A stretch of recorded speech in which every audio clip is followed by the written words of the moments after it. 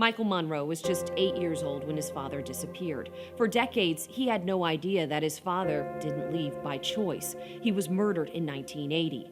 How William Irving Monroe III was identified is only half the story. The other half is who killed him nearly 44 years ago. Early last year, Captain Chris Stallings with the Putnam County Sheriff's Office was looking at a list of unsolved homicides. This one kind of stood out because this was the only one at the time I was looking down the list that has unknown next to it. John Doe, 36, a man believed to be a migrant farm worker, found partially buried in Pomona Park in 1980. Captain Stallings says he wanted to at least put a name to that cold case, so he began pulling evidence and saw they still had hair and skin samples. It's a stretch, but I think it's something that it's doable now with today's technology that hasn't been tested yet. It took months, but Othram Labs was able to use genetic genealogy to track down some potential family members, like Richard J. Monroe, who confirmed he had not seen or spoken to his brother since the late 1970s. Richard offered up his DNA, and it was a match. John Doe, 36, was Richard's brother, William Irving Monroe III. Shocking news for William's son, Michael Monroe. I'm still trying to process stuff, and I was only 8, but he was everything to me at that time. William Monroe III was a father of 2, a U.S. Marine who served in Vietnam. But his brother says the war changed him. He's just a normal person until he come back from Vietnam.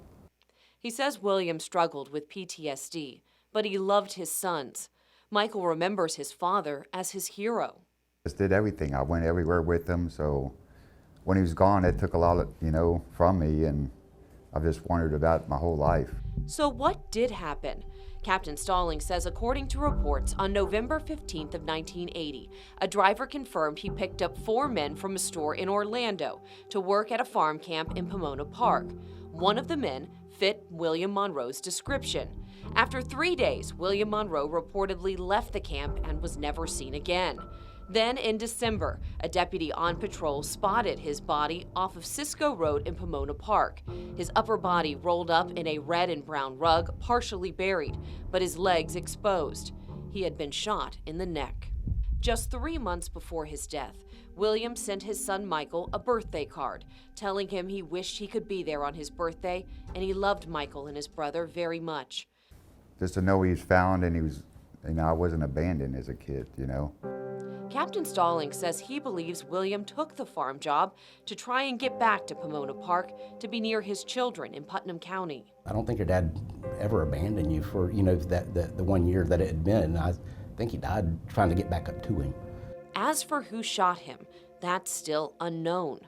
I hope someone would come forward and say, yeah, I knew him and I understand this is what happened, and the person that killed him may also be deceased. But now that William Monroe has been identified, a deeper investigation into his murder can begin.